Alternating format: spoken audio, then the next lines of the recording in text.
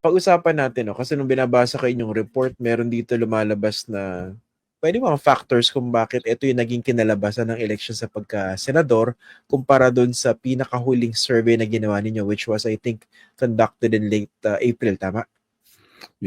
Middle of April, 3 weeks before, Okay. yes. Sige, go ahead. Ano ba yung ano yung mga significant findings dito? Well, ang pinaka-significant finding rito in terms of, let's say, the people who are in contention based on the survey, 11 sila. Okay. Simula kay Bongo hanggang kay Benhel Abalos. At pag tingnan mo, dikit-dikit talaga yung nasa baba, yung 5 to 12, tapos pababa doon sa 20th. Pagdating ng 7th rank, tied na from 7 to 19, no? So, si Manny Pacquiao. So, yun yung lumabas, no, dun sa survey. Ang pangalawa ay tinanong namin kailan ba kayo magdedesisyon kung sino yung iboboto nyo, no? Parang kailan nila firm up. Malabas na isa sa tatlo ay mag-firm up ng boto nila the day before or on election day. So that's 1 out of 3. 1 out of 4 nagsasabing 1 day before, no? So ibig sabihin nung linggo bago nung May 12. Kaya yun, tingnan natin yun. Kasi nakikita din namin yan mga nakaraang naming survey na hindi ganun kalaki, no? Hindi 1/3, more like 1/5 lang. Pero bakit naging 1/3 in this election, no? Bakit mas malaki yung proportion na nagsasabing sa the day before o sa araw na election magpipili ng boto? Ibig sabihin, bago yung election day itself or before the eve of the election, marami pa undecided? Hindi, decided na sila. May na silang preference, pero yung kung yun ang kanina iboboto, maaaring mag-iba pa, no? Pwede pa magbago. Okay. Pwede nang palitan yung pangalan, no? So, imbis na si Llamas ang iboto nila, si Herman ang kanina boboto. So, hindi pa ganun confirm yung kanilang preference dito sa ilang kandidato for senator. Ganon. Yep. So, yun ang lumalabas dito sa katanungan na ito. So, what could probably explain that that kind of preference? Yeah. Kasi, Christian, tandaan natin, ang senatorial election, 12 yan eh. Di ba? Ilan ba binoto mo? Secret. Pero definitely hindi ko ginawan 12. Kasi ako, yung mga kapamilya ko, hiningan akong 12 pangalan, nahirapan nilang buuin eh. Ang paniniwala ng mga kapamilya ko, baka may isingit doon sa balota, no? Kaya pupunoy na nila. Yun. So basically, yun ang 8 lang ang pinipili, pangkaraniwan, batay sa survey. At pati yung actual na election result, pag nakita mo yung NAMFREL statistics, lumalabas doon na 240 million ang undervotes. Pag dinivide mo yun sa total na bumoto, ay lagpas sa 4 ang figure, no? So ibig sabihin, i-reduce mo ng 4 yung total na 12. So basically, even the actual voting statistics will show, on average, 8 ang pinipili ng mga botante. Which was consistent dun sa fill-up rate basically in the past. Yeah. Although, nung umpisa, may hinala kami na baka undervoting, no? Pero lumalabas, hindi siya undervoting kasi hindi naman nagbago eh. Tumaas pa nga sa ibang lugar yung bilang ng pangkaraniwang pinipili. Okay. So, ibig sabihin nito ay kinakailangan natin tingnan ano yung mga swing, ano yung mga pagbabago. Okay. Doon sa simpleng tanong, no, ito nakikita ko rin dito sa mga comments kayo, no? How would you respond to that question? Saan kayo nagkamali? Bakit off yung resulta ng mga surveys pre-election kumpara doon sa actual results? Well, yung pagkakaiba siguro, hindi ko masasabi pagkakamali, no? Kasi pag sabi mong error sa survey, ibig sabihin talagang either sampling o yung mas mahirap yung non-sampling error. Kung ihahambing daw sa April survey, malayo-layo yung resulta ng April dito sa actual election result. Kaya nga itong internal survey na ginagawa namin, pag ang huling survey na pinapublish namin ay malayo-layo, kunyari itong huli ay April 20 to 24, kagaya nung ginawa namin noong 2022, nagsasagawa kami ng isa pang survey na pang sarili lang, walang subscriber, walang nagpopondo, kami lang, at papatakbuhin namin yon.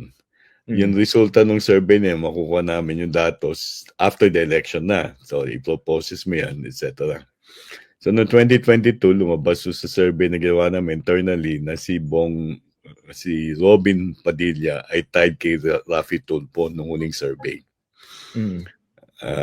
Tapos, dikit-dikit sa baba, si Jojo Binay, si Risa Ontiveros, sino pa mga nandoon? Nakalimutan ko na iba, but si Bong Revilla, hindi si Bong Revilla, but basically, nandoon sila sa baba. Nang nalaglag si Jojo Binay. Oo. Si JB Soto at si Jingo Estrada. Naungusan ni Risa si JB at si Jingoy. So we had that survey because our survey in 2022 was also in April. So malayo. So that's the reason for that difference, yung variance, yung sinasabing pagkakamali. Okay. Quote-unquote Kasi yun nga, na yung pagkakamali. By maaga yung ginawa, malayo-layo yung ginawa ang survey. Okay. Para sabihin natin pagkakamali, kung ginawa mo yung survey nung actual na araw ng eleksyon at ibang resulta, yun ang pagkakamali. Okay.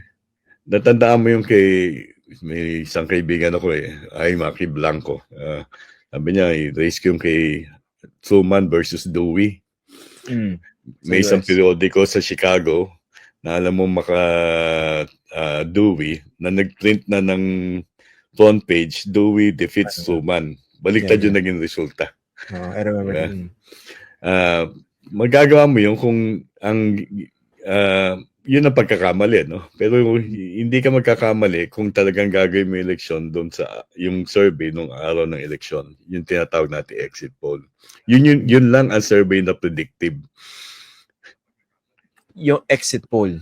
Yung exit poll. Pero may isa pang halaga yung exit poll Kung yung resulta ng exit poll ay nalalayo sa actual na survey, actual na election, merong ibig sabihin yun. Either mali yung survey o may nangyaring kababalaghan.